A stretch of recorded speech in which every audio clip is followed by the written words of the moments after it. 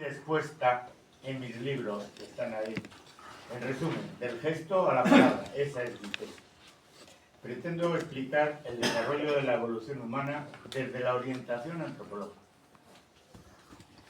Como estamos en este momento reconociendo cuestiones que nos están trasladando al 7000 antes de Cristo, yo me voy mucho más lejos, porque estamos hablando de la evolución humana con todo lo que eso supone de unas especies que generan todo un proceso desde que la población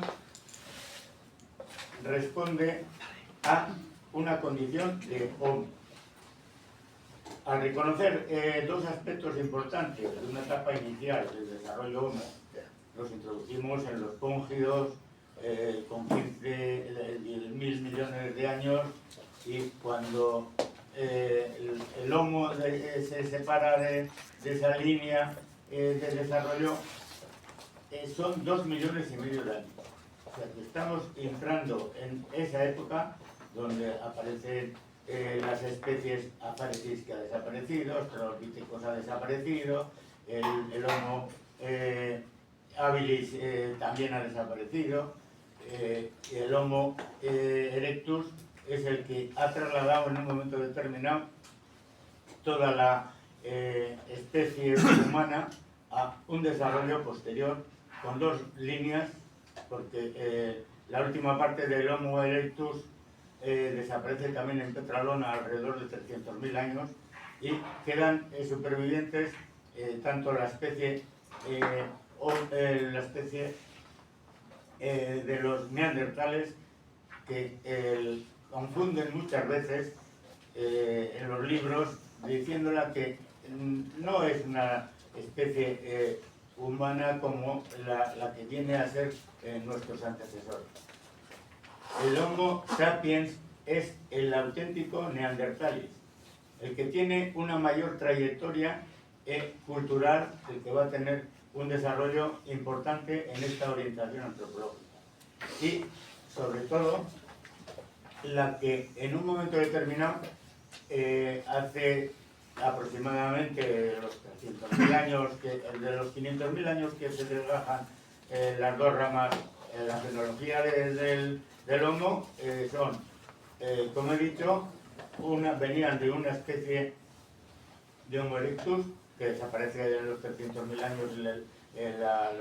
La explicación es el último fósil que se encuentra en Petralona, y en cambio en la especie Homo sapiens neanderthalensis pues se prolonga hasta 30.000 años antes de nuestra era. Por el otro lado, nuestra especie, que nace en el mismo momento con la especie Homo sapiens neanderthalensis, el Homo sapiens sapiens, se desarrolla con unas características encefálicas más amables para lo que es la figura humana. Al Homo sapiens neanderthalensis se le trata de que es encogido de hombros, de que tiene un esqueleto muy fuerte, es grueso, pero lo que no han estado estableciendo los paleontólogos con claridad es por qué es un hombre encogido, porque le falta una vértebra, que nosotros sí la hemos desarrollado en nuestro avance humano. Estamos reconociendo así dos importantes etapas de un desarrollo de esta especie Homo más cercana a nosotros. Estamos ya hablando de que en un momento determinado, en el comienzo del Pleistoceno, son 130.000 años, hay un tiempo de bonanza que cambia directamente con el clima 70.000 años antes de Cristo. Son 60.000 años, el tiempo de bonanza es muy rico en las experiencias que desarrolla el Homo sapiens neanderthalensis, y es la especie que ocupa todo el hemisferio norte a partir de lo que es la zona del desierto del Sáhara. Os he puesto ahí en las notas un tema para reconocimiento de que El principio del desierto es cambiante, indudablemente está influenciado por el eje de la Tierra, está por los cambios de los vientos, y hay una serie de factores que son totalmente geológicos para diferenciar lo que es la entrada, la salida y en el tiempo lo que indudablemente responde a esa extensión. He puesto ahí que después de la pérdida del Sáhara Verde, su extensión en África septentrional supone 7.775.000 kilómetros cuadrados, junto con el desierto de Libia, que es 1.685.000 kilómetros cuadrados, más el de Arabia, que es 1.295.000, hacen un total de 10.755.000 kilómetros cuadrados. Esta superficie es en la actualidad superior a la extensión de toda Europa, que no tiene más que 10.552.000 kilómetros cuadrados. Es importante situar por qué estos cambios climáticos de lo que es el Sáhara Verde, donde efectivamente se encuentra más cerca del Ecuador, por los que voy a exponer directamente cuando explique el plano que está ahí en la...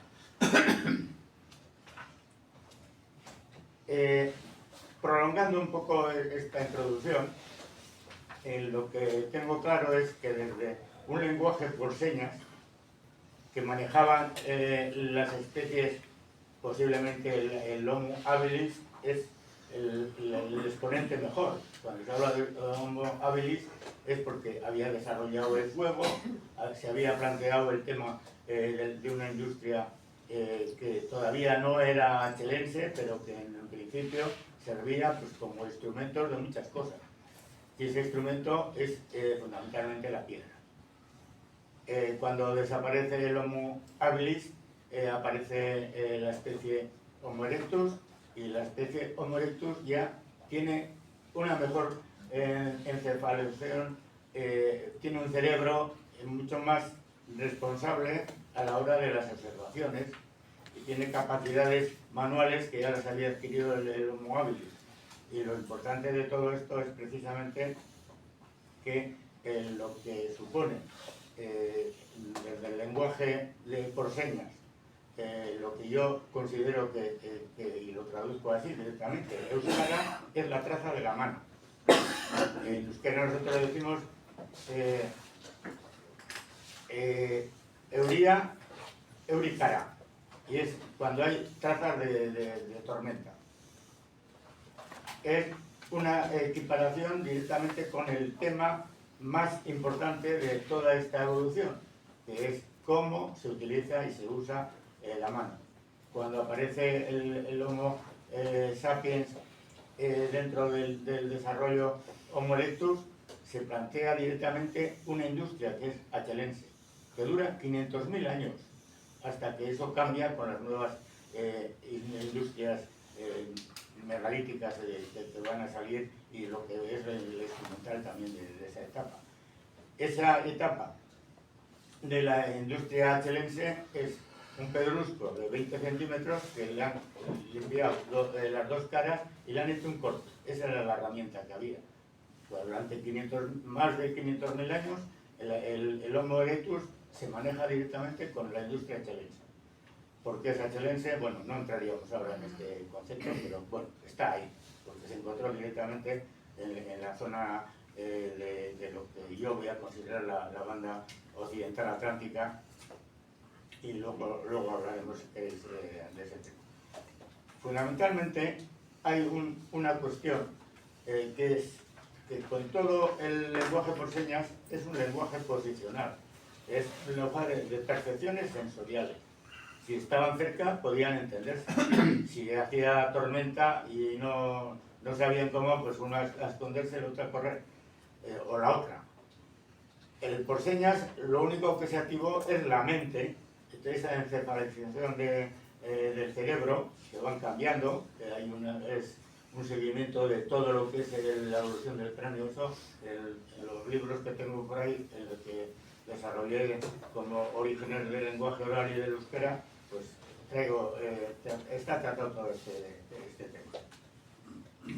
al fijar la mente en el pensamiento, al fijar en la mente, pues el hombre se hace mucho más receptivo, el homo. Y es el momento en que la gente del lenguaje posicional fue, a través de la mano, por un desarrollo del homo habilis.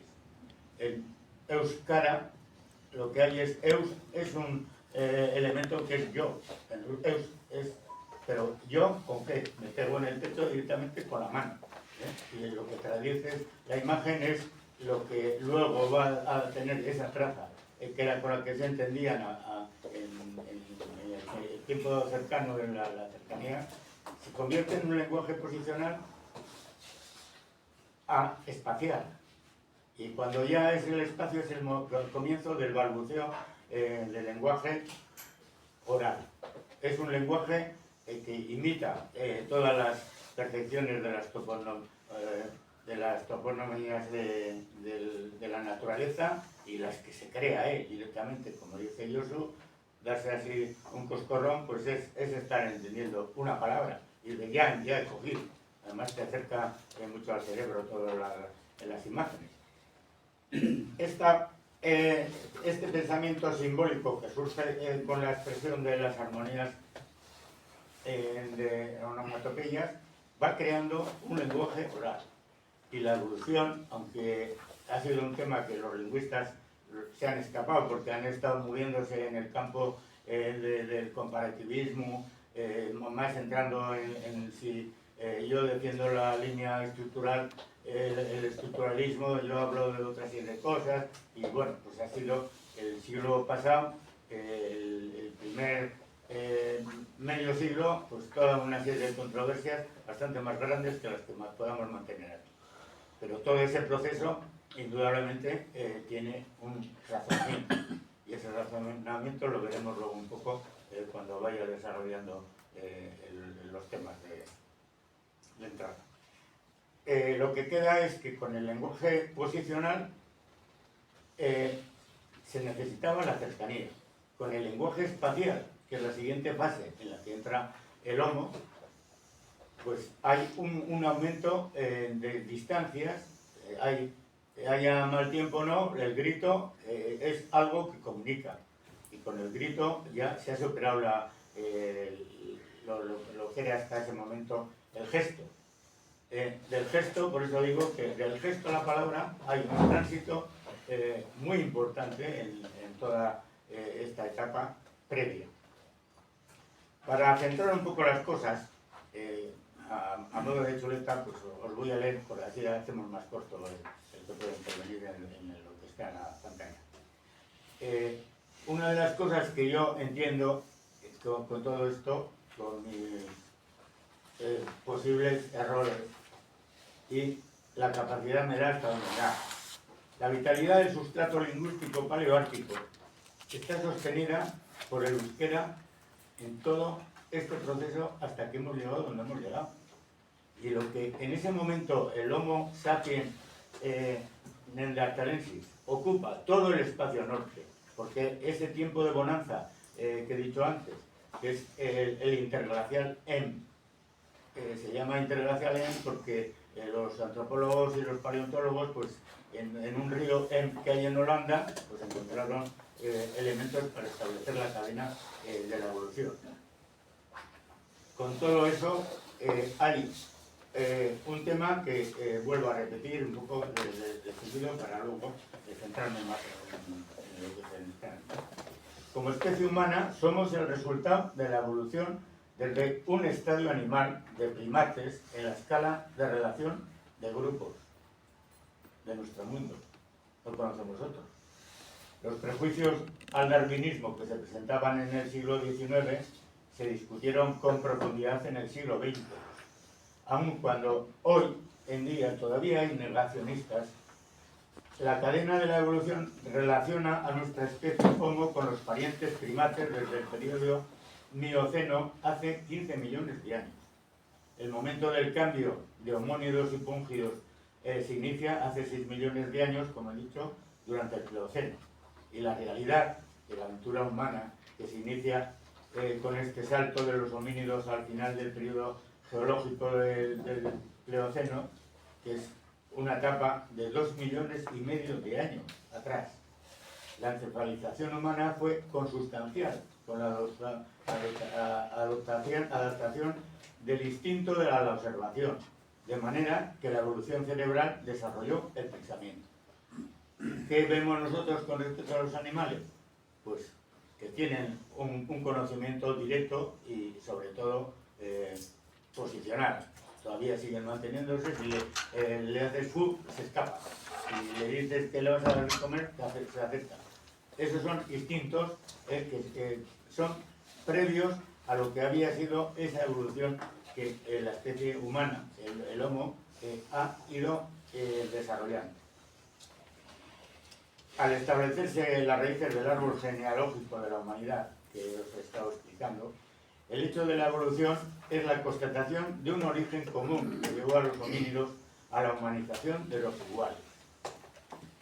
En distintas comunidades se implantó el principio de compartir en familia el fuego, la comida, la instrucción a través del contacto, pero empezaban con el gesto. Los alimentos pues eran prioritarios para las criaturas más débiles. Si hacía falta no comer, pues automáticamente el que se quedaba sin comer era el padre y la madre. Fundamentalmente sería la madre. Pero esto que yo en una visita que hice a la cima de los huesos, pues fue una experiencia fatal con Arzuaga. Yo le conocía a Martínez y a través de una presidencia que nos hizo con una serie de personas, al final nos dejó con una becaria de la universidad, y aquella pues empezó diciéndonos que los huesos que se han encontrado, muestras de canibalismo, que se han encontrado especie de que la gente en un momento determinado machacaba al contrario. Y yo, una de las cosas que le hacía como razonamiento era que las huellas que había en el hueso, porque no es otra cosa, que eso posiblemente unos animales carroñeros lo habían estado pues, haciendo, pero con toda la sencillez. Estoy comiendo, no había ningún proceso de mestizaje, y que la hibridación era pues como el burro y el caballo, que da el mulo, y el mulo pues solo sirve para cargar. Este tema, pues algunos entramos en discusión, pero la jovencita era doctora y nos cayó diciendo: se ha acabado, es la hora de pasar. Con todo el tema del árbol genealógico, siempre hay que tener en cuenta que esa especie que nace es protectora de su especie. Y esto está clarísimamente en la etapa anómala con los pueblos que superviven. Los Khoisan en Polinesia, los mismos que en Australia, pues como no tienen nombre para darle, nadie se ha preocupado de ellos durante mucho tiempo porque no tenían alma, pues entonces ¿para qué quieres hablar con animales? Pues todo esto ha ido quedando en una laguna de un lodazal, no es una laguna, porque el agua te limpia por lo menos. Y, si en un principio la comunicación interpersonal fue por señas, como he dicho, con el gesto, la madurez del pensamiento humano desarrolló el lenguaje oral de intercambio de experiencias con el lenguaje espacial. Y esto, a mi manera de entender, es muy importante, porque esto nos aleja, no nos hace relevante el hecho de que si ha habido una lengua madre en un sitio o en otro, no es relevante.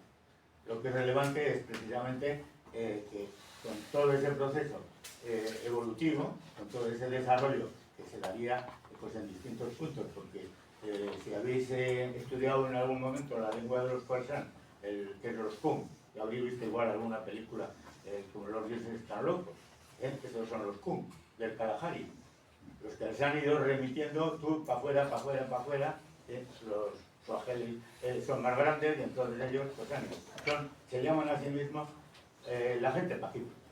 Cuando ven un lío se marcha. O sea, la ética de un Khoisan es no se enfrenta con ningún de la familia ni del grupo. Si él está en contra de algo, pues será culpa mía, me marcho. Durante una temporada ni aparece hasta que vuelve a sentirse tranquilo y vuelve. No necesitan psicólogos ni siquiera. Ese proceso es importante para entender lo que se ha venido desarrollando como en los pueblos nómadas. Porque en todo este tiempo de millones de años que estamos hablando de la encefalización y de la elevación del pensamiento, la única cuestión clara es precisamente que la supervivencia les ha llevado a crearse unos lazos de comunidad que no existe entre las camadas de animales, y hay disposiciones pues, para entender que ha sido precisamente ese proceso lento pero continuo para llegar del gesto a la palabra. Entrar en el lenguaje posicional de estas percepciones sensoriales, pues como ya he dicho, es entrar en una etapa muy lejana. Por eso, cuando ahora Jesús nos ha estado presentando el tema del encuentro que supone que los griegos bautizasen a todo hijo vecino, la primera cosa que conocéis es que Mesopotamia es una palabra griega. Pero los griegos aparecen en el este con lo que ahora voy a decir, que es la necesidad de levantarme y luego volver a explicar. A ver, lo primero que he planteado es, bueno, no funciona. No, sobre la pantalla me parece que es difícil. Con el Gestual.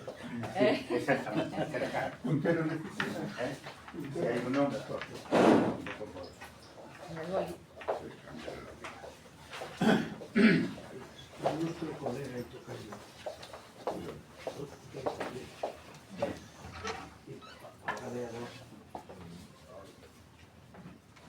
Ese es el que tengo yo. Pero este se marca. Tampoco marca. Es la pantalla. Y hay poca pila. No, No, la pantalla. Por lo menos, Lo que tengo es un poco mayor. es igual. Venga, con el dedo. Con el dedo estamos en la traza de la mano. La lengua paleoártica es una nomenclatura que yo he establecido en base a que Slater y Wells, en un momento determinado, cuando Darwin estaba planteando la evolución de las especies, ellos también estaban trabajando a mediados del siglo pasado, del siglo XIX. Y estos hicieron una división de todo lo que es la superficie del planeta, pues diciendo que estos son paleárticos, los otros son más modernos, los otros tal, hicieron una clasificación que no merece la pena. Pero yo he usado ese término paleoártico por aglutinar a toda esta especie de lo que es el hemisferio norte. El hemisferio norte, como he dicho, mira, el hemisferio norte está a partir del trópico de Cáncer para allá arriba, con todo lo que se ha supuesto, pues esos momentos en el que crece el desierto, desaparece, se hace más pequeño, vuelve a crecer, y en un momento determinado, hace 130.000 años, los mares invaden muchas de las tierras que tenía el hemisferio norte y se quedan pues con un territorio más pequeño. En el resto del planeta hay una situación geológica que es la de la erupción de los volcanes, que es importante también controlarla para ver cómo se va a desarrollar. En estos temas está América, que es el continente vacío, no tiene más que especies animales que habían ido anteriormente. Hay una teoría de que por la banquisa en un momento determinado, cuando llegan los hielos, que son posteriores a esta etapa de interglacial M, donde la bonanza desarrolla a estos Homo sapiens neanderthalensis en todo lo que es el ámbito el ámbito del hemisferio norte. Se han encontrado en el momento de la pérdida de ese territorio con la glaciación del Bur, cuando entran los hielos que lo dominan todo, pues entre los que conoceréis por el hecho de que el mamut es muy grande y aquel aparece congelado hasta con el último pelo que tenía. Pero, ¿qué hacían en ese momento anterior los neandertales? Estaban ocupando todo. Hay unas muestras de que hace 100.000 años aparece una pequeña estación donde encuentran especie del Homo sapiens sapiens, nuestros antecesores, en la zona de Palestina. Pero no hay ninguna continuidad. Hay otra serie de muestras que son en lo que es la parte más oriental, que es el hombre de Pekín, y toda una serie de especies, pero que tampoco tienen una continuidad ni han sabido clasificarlo dentro de todo. Por eso yo lo que he hecho es plantear que todo lo que es la parte del Sáhara, desde el Argar, que eso era una zona donde estaba el Sáhara verde, pues es la zona donde todo esto lo invadía y lo practicaba directamente el Homo sapiens neanderthalensis. Todavía en Marruecos, hace cosa de unos 4 años así, aparecieron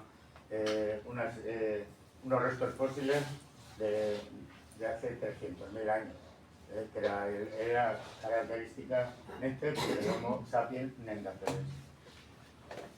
¿Qué es lo que ocurre cuando en un momento determinado, en esa entrada en el Paleolítico Medio, bueno, 70.000 años son muchos años los que nos separan? Entra el rigor del clima del Paleolítico, que invade toda la parte del hemisferio norte con los hielos. La banquisa se establece en un momento determinado, pasa por la zona de Inglaterra y se mete directamente hacia Siberia. Aquí quedan una serie de zonas, viene a ser un arco, lo que hizo la banquisa, y a partir de ahí no había nada. Lo único que queda es que en esa dificultad del clima, los neandertales supieron adaptarse con construcciones que son pues unos establecimientos con unas residencias de 20 metros de largo y algunos más, y todo con huesos del mamut. Eso es lo que han encontrado los arqueólogos rusos que estuvieron trabajando durante mucho tiempo en los años 50, 70. Están claramente identificados como allí podían beber unas 20 personas en unas condiciones climáticas muy ajustadas al cuerpo. Tendrían que se empieza con las pieles. Si en un momento determinado habían andado en el tiempo de bonanza, pues taparrabos ni taparrabos. O sea, todo lo que venía a ser la capacidad del hombre pues de vivir con el sol y con los alimentos que allí tenía. Y ese proceso anterior va a empezar a dar pie a que en un momento determinado el desarrollo que hace el Homo sapiens tenga que buscar refugio cuando llega todo este elemento del cambio climático. ¿Dónde hay refugios? Pues hay refugios, hemos dicho que en Siberia, en lo que hacían ellos de edificios habitacionales con los huesos de los mamuts, porque los árboles habían quedado totalmente hecho carbón para la posteridad, porque tengamos petróleo. En ese momento, yo es cuando considero que hay 4 bandas hasta la muralla de los Himalayas. Los Himalayas, por mucho que luego tengamos el deshielo, que ya sabemos que todavía sigue existiendo la etapa glaciar importante. Ahora, se estará con el deshielo porque lo estamos provocando nosotros. Es la etapa que, bueno, no vamos a entrar en ese tema. El asunto está en que estas bandas que yo clasifico son la banda geográfica occidental, la que es la Atlántica y Mediterránea, que las dos. O sea, acaba directamente por una relación física con los Alpes. Y el fondo al este de los Alpes están las Dolomitas. Si habéis estado allí o habéis visto en el Google Maps lo que son las Dolomitas, son unas pantallas que ahí pues difícil de andarse moviendo, o sea, ni de convivir, ni de cazar, ni de nada. Ese es el límite y completa totalmente Italia. O sea, es todo Italia, todo el norte de África y a la zona de lo que había sido el Sáhara Verde, pues empiezan migraciones cuando todo ese proceso posterior que va a venir luego, pues empieza a decir que la cultura que estaba en el Arjat es la que había entrado en las Islas Canarias, la que estaba desarrollada por todo el frente del Mediterráneo, por todas las zonas hasta el Nilo, pues haga sus asientos y migraciones. Ahí, Pedro Bosch Gimpera, en los años 23, 24, 25, desarrolló un trabajo que no he oído nombrar cuando se ha hablado de nadie. Pedro Bosch Gimpera lo tienen ahí arrinconado. Y fue, además de ser el rector de la Universidad de Barcelona, fue un catedrático que se preocupó de la divulgación y del conocimiento de todo lo que era lo que mal, para mí se llama mal, prehistoria. Yo huyo de decir esa palabra porque considero que a partir del lenguaje oral la historia comienza con las palabras. Ahí es cuando ya las cosas se empiezan a poder establecer en la comunicación de una forma simbólica, más extensa, y esto Bosch Gimpera lo tiene muy claro también en su discurso, porque nunca habla de los vascos en sus trabajos, habla del pueblo astur, pirenaico, perigordino. Y es importante porque está centrando todo lo que se les haga en francés y toda la parte superior norte de la península ibérica, por llamarlo de una manera. Luego veremos qué pasa con eso de la península ibérica. Bueno, el tema está que a partir de las Dolomitas hay una gran llanura, que es la llanura danubiana. El Danubio tiene en todo momento una construcción a través del río de unas poblaciones. En la primera, yo me alegro mucho de que me hubiese gustado conocerle a Carmen Jiménez Huertas, porque me ha abierto. En el mismo momento, en el siglo en el 500, el Cateo de Mileto habla ya de Ligus.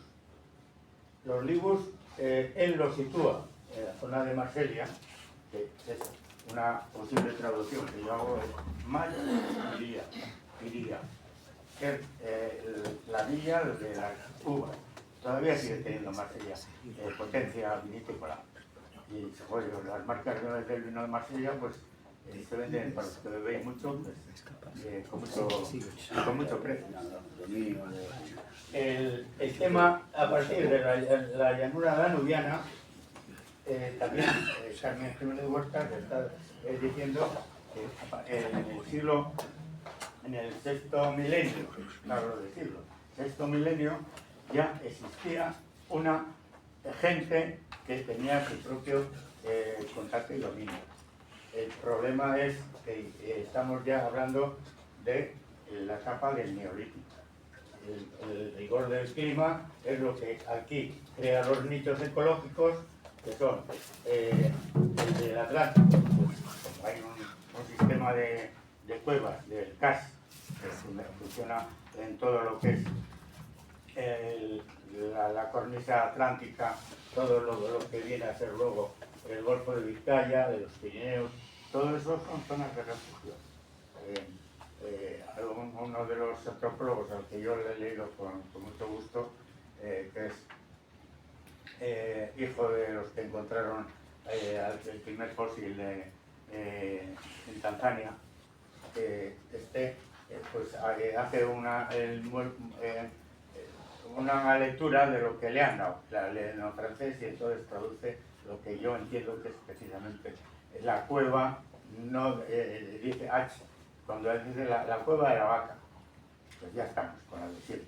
O sea, como no ha tenido el euskera como soporte, pues automáticamente, y espero que lo han dicho.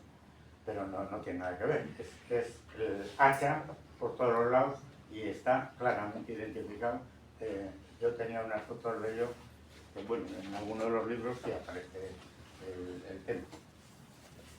Pero todo ese proceso del CAS, que es el que domina directamente el hábitat en las cuevas, nos plantea una etapa donde los contactos anteriores al Paleolítico, a la entrada de lo que es la glaciación Bull, pues todos estos tenían contacto seguro, porque hablaban de lo que en un momento determinado habían desarrollado con el lenguaje oral.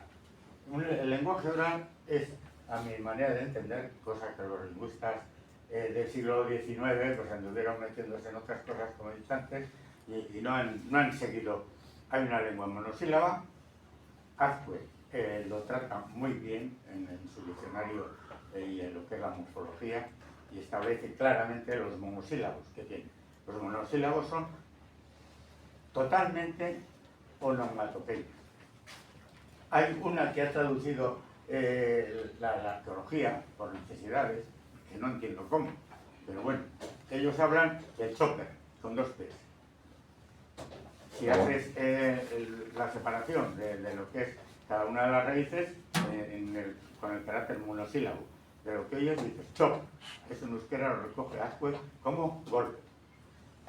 El ar, él dice que es antes de la rotura. Ar es todas estas formaciones singulares se plantean precisamente como aquello, o sea, es una referencia de pronombres clarísimo, aquello del golpe, eso es choque. Y eso en el muskeriense aparece como el núcleo donde se van a salir toda la serie de piezas y piecitas. Y una de las cosas importantes, lo que hace al hombre muy inteligente o a la mujer, porque en aquel momento hacen agujas, borrachas, en euskera, y le tienen un agujerito en una lámina de ese muskeriense que van desarrollando. Algunas se las romperían. Yo he visto en el museo, me parece que hay unas que está rota, no tiene el contacto, pero bueno, no es porque ahí era más fácil manebrar la aguja. Seguro que ahí hicieron el agujero tan fino, hay elementos en que se ve la borracha con el tema de la finura, de la laminita que han ido sacando, con el golpe, con lo que han ido preparando de todas estas instrumentos. Y la aguja es un invento, yo sería capaz de decir que es casi como el satélite que ahora estamos mandando a nosotros. Importante, porque coser, antes tendrían que hacer con la piedra, con el agujero, agujeritos, luego meterlo a mano, los tendones, las hebras de fibras de vegetales, todas esas de elementos serían los que hacían posible que se vistiesen y se protegiesen del frío. Un frío que llega a establecer que en esa etapa del Paleolítico los mares descienden en varias ocasiones, tienen un ciclo, pero son 130 metros más abajo de lo que nosotros conocemos hoy en día como nivel de playas. 130 metros. Y en 2 ocasiones luego suben, hay momentos en los que vuelve a tener 120, pero todo eso está recogido con los estudios geológicos de la arqueología que ha desarrollado perfectamente. En el libro de este antropólogo, que no se da el nombre, que es Richard Leakey, pues aparece muy bien trabajado y estudiado todo este proceso. ¿Qué es lo que ocurre con el rigor del clima? Pues que con el rigor del clima, automáticamente las gentes que eran de nuestros ancestros, estos pues van a buscar otra vez los mismos refugios. Y es el momento, 45.000 años antes de nuestra era, que penetran claramente en todo lo que son los ritos ecológicos y culturales que ya estaban establecidos por el rigor del clima. Unos ritos ecológicos que son el Atlántico, la banda geográfica danubiana, donde Carmen Jiménez Huertas dice que en el sexto o séptimo milenio allí la gente con el rigor no sé de dónde, pero hay unos trabajos que son posteriores, son del Neolítico, donde las construcciones son unos triángulos isósceles fenomenales. O sea, todo el poblado y tiene 6.000 años, antes de Cristo. Y son unos triángulos con un arco, con un punto donde surge el apoyo, le quitan la punta, el triangulito último, y le hacen como un rombo con el tipo de la habitación. Está bien identificado en los trabajos que hicieron en los años 60-70 con la datación del carbono, y eso es la romanía que dice Carmen. O sea, antes de Rumanía no había romanos. Hay que entender claramente el hecho de que nos están vendiendo milongas, como dije yo, pero de las muchas y gordas, porque hablar de Rumanía hoy en día pues es algo absolutamente fuera de cualquier contexto. Cualquier persona que diga cómo va a haber romanías y no existían los romanos. Pues siguen muchos de los científicos por simplificar, porque el tema está precisamente en que cuando se van metiendo una serie de personas a las definiciones, pues personas como Agustín Pena, pocas. O sea, él dice, estos pues ahora se llaman los vascos, hay gente escaldún. Bueno, para mí en este momento una clasificación académica, que no es otra cosa, lo mismo que yo la lengua para ayudarte, pues aprovechar un título para darle unidad y generalidad a todo ello al hemisferio norte. Pero, ¿qué es lo que hay? Un pueblo sur, pirenaico, y ordiano. O sea, es importante esas nomenclaturas que van surgiendo. Todo lo que viene a ser luego posterior a lo que es la llanura danubiana, que es donde tienen además, si veis, toda la península de Anatolia. ¿A más minutos? Joder, pues entonces es la mitad. El tema es que toda esta zona viene a ser luego, posteriormente, un centro clarísimo de las invasiones que vamos a desarrollar a continuación.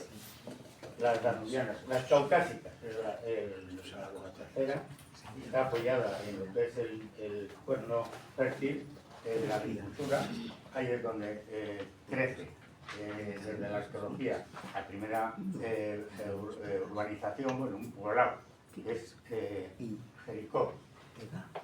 Jericó es el centro poblacional más tiene 12 niveles de excavación, y lo que les han investigado todas. En este hay un tema, pero esto envuelve en coloquio, os cuento la invasión de los judíos, que no es solamente en este momento el ansia del territorio de la Palestina que llega al mar.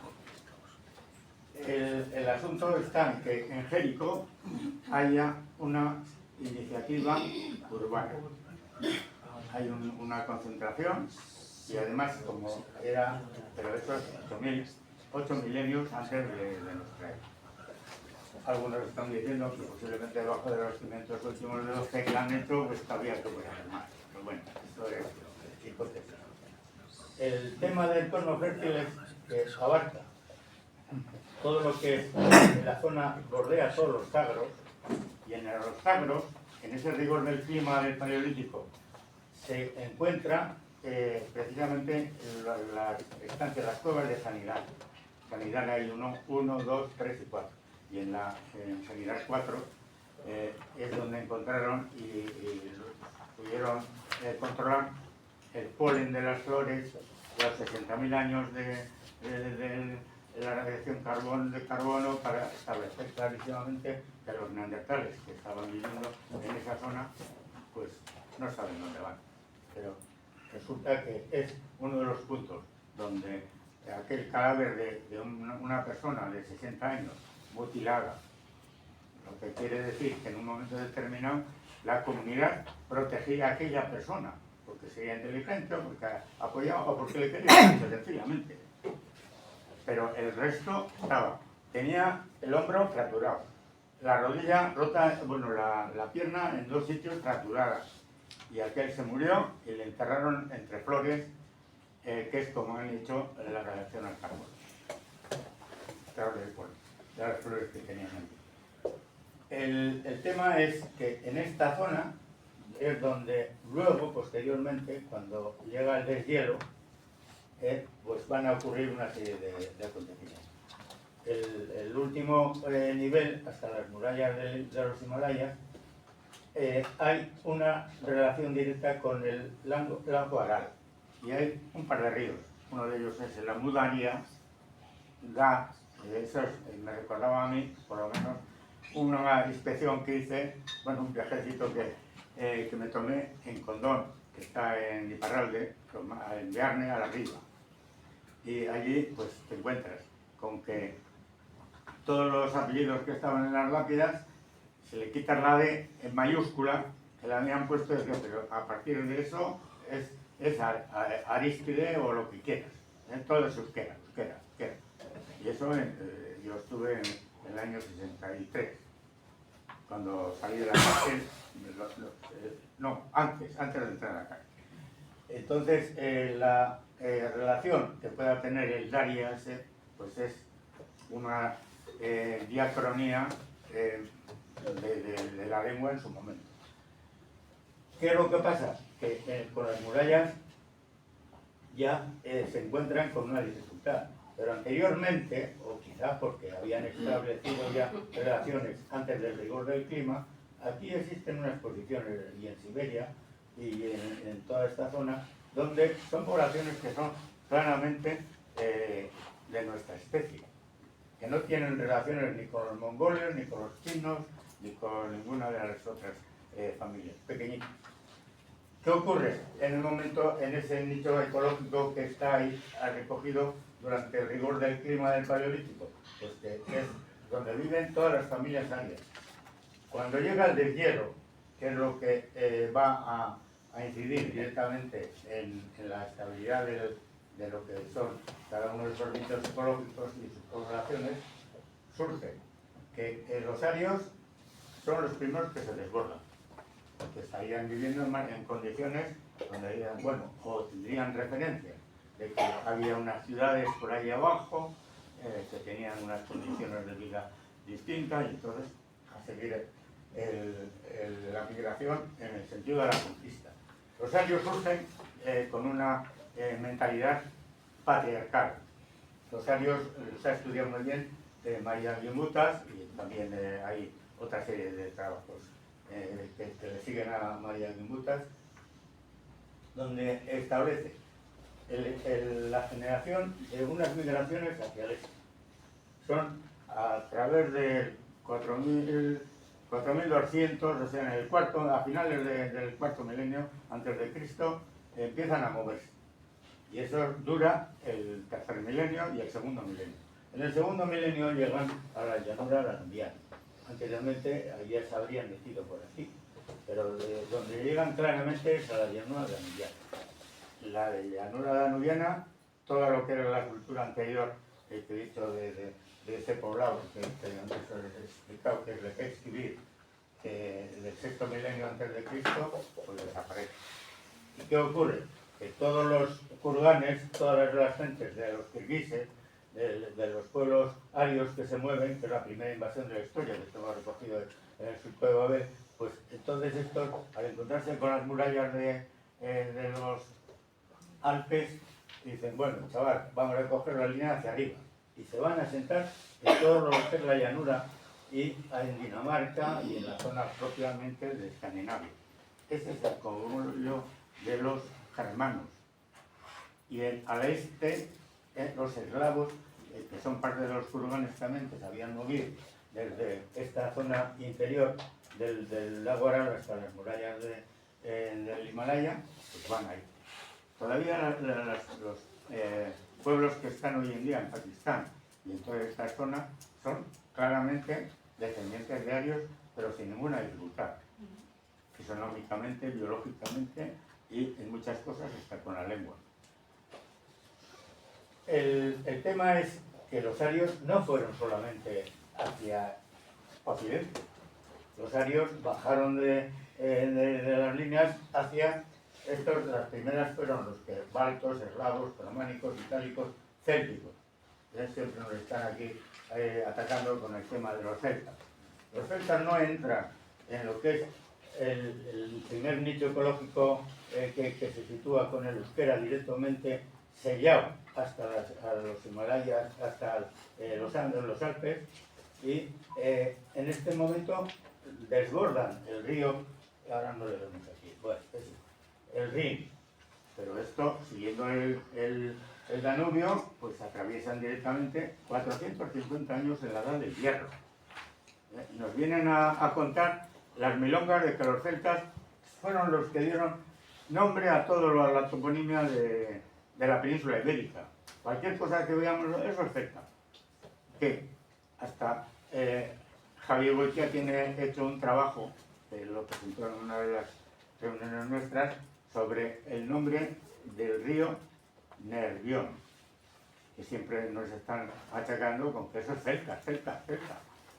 Pero si resulta, y yo he estudiado lo que son las raíces en este momento del gaélico escocés y irlandés, que tengo amigos, encima les he pedido una serie de datos, me los han dado, y han dicho que no, eso no tiene ninguna relación con el nervio. O sea, nosotros en gaélico lo decimos de manera totalmente distinta, no tiene nada que ver.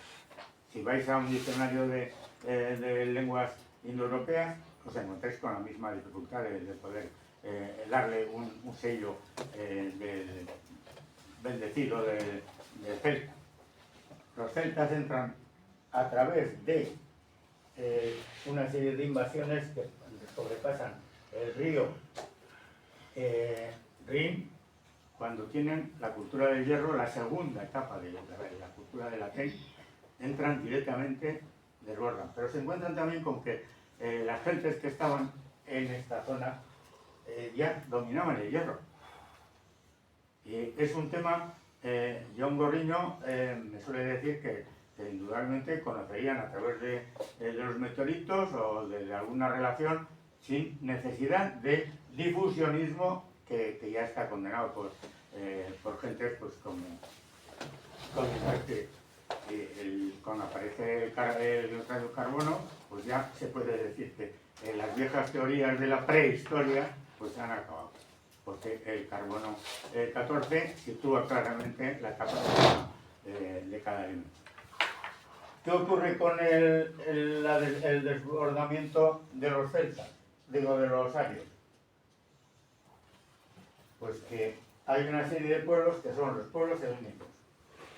Entonces, en lo que han nombrado Jesús en su ponencia, hablaba de una serie de pueblos. Esos son los helénicos, tal y como están en la propia lengua. No tienen nada que ver, todavía no había griego. Hay una serie de culturas que estaban en el Mediterráneo, que posiblemente estarían relacionadas directamente con lo que es la llanura danubiana y toda la península de Anatolia, y eso se había metido en las islas, y eso es un trabajo a profundizar. Pero los helénicos que vienen con esa primera invasión de la historia de los arios, ¿qué hacen? Pues primero enfrentarse los unos a los otros. El griego no hace la unificación de la lengua hasta el 450 a.C. O sea que cuando hacen su batúa, lo hacen en el 450. Mientras tanto daban a leches los unos contra los otros, como todos los arios, porque los arios eran pendencieros, tenían un caudillo, y ese caudillo le llevaba a la guerra para seguir siendo el jefe. Era el carácter patriarcal que se ha metido en todo lo que es el destierro, el arrinconamiento de la propia personalidad de la mujer en todas estas etapas, pero que ese es otro lugar para desarrollar. Y aparte de los helenos que se meten ahí en la geografía, indudablemente las primeras experiencias que tienen de construcción de cerámicas, de imitación de lo que allí tenía el mundo cretense, y los pelasgos, gentes que dicen que la respetan mucho a los griegos. ¿Qué son? Imitaciones de los griegos son barbaridades. O sea, son una cerámica, pues, que dice, esto tira algo. No tiene nada que ver con luego lo que ha sido el propio desarrollo de la escultura, de todo lo que ha sido la arquitectura, pero la arquitectura tiene otra serie de campos que se podría hablar de eso largo y tendido. Eso cuando escriba el siguiente libro. Pero el tema de los helenos, ¿qué es lo que hacen? Cuando hacen posiblemente la capacidad de escribirlo. John, Sí. tenemos que acabar. Un segundo, porque tengo que desarrollar esto. Vamos a ver, el problema que tienen los griegos es que, como no tenían una lengua unificada, tienen que unificar la lengua. Tienen que establecer unas jefaturas. Surgen en ese momento pues, todas las culturas que nacen de las ciudades, que eso sería para hablar largo y tendido, y el proceso que llevan ellos por su documentación escrita. Son de los primeros, no son los primeros en escribir, porque lo que llaman ellos fenicio, que es en griego fenicio es tan peyorativo como llamar maqueto apiavi. O sea, no tiene ningún fundamento. Fenicios son los que, estos están haciendo trampas por todos lados, los tramposos del comercio, los que se dedican, eso es griego. Fenicio es griego. Como cantidad de nombres que podríamos estar hablando luego con más extensión, pero no nos queda, se ocupa el acuerdo. Bueno, pero ¿qué hace? Mesopotamia, todo el mundo conoce. También es griego. También, todo es griego. Todo es griego. Pero Y los Egipto griegos también es griego. no aparecen más que hace en el último milenio antes de Cristo. Entre tanto, los que sí se habían movido eran los indo-iranios que bajan, bueno, anatolios también están por esta zona, pero los iranios y los indios, los de los indios. Y en estas zonas primero crean las culturas de persas y luego crean también todo lo que es la invasión de las Indias.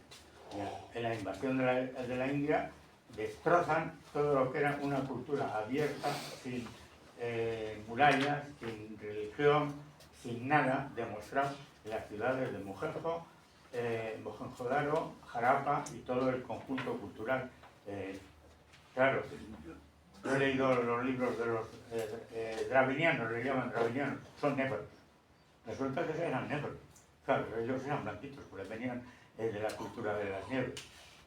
Y en ese momento, pues, destrozan toda esa cultura, que era riquísima. Eso merece la pena un día tratarlo con más amplitud. Está en el libro, en el surco de Babel. El tema de los pueblos que también se desbordan más hacia el este, hacia la meseta, hacia el interior por detrás de los Alpes, son los toxarios. Los toxarios llevaron lo que es una cultura medicinal, siguen siendo arios. Y resulta que el tocario con el céltico, que están en los extremos, como veis, es como ocurre aquí con las cuestiones de que el vizcaíno y el roncal tienen las mismas palabras. El roncal con mucho más antigüedad, porque maneja la K, esa que habéis estado antes planteando. O sea, la K, que luego eso corresponde a un polinomio fonético que empieza K mayor que G, mayor que H y mayor que la cero muda que ha quedado en la parte nuestra más oriental, más occidental. Bueno, pues esto es un poco por la prisa. Podríamos seguir. Bueno,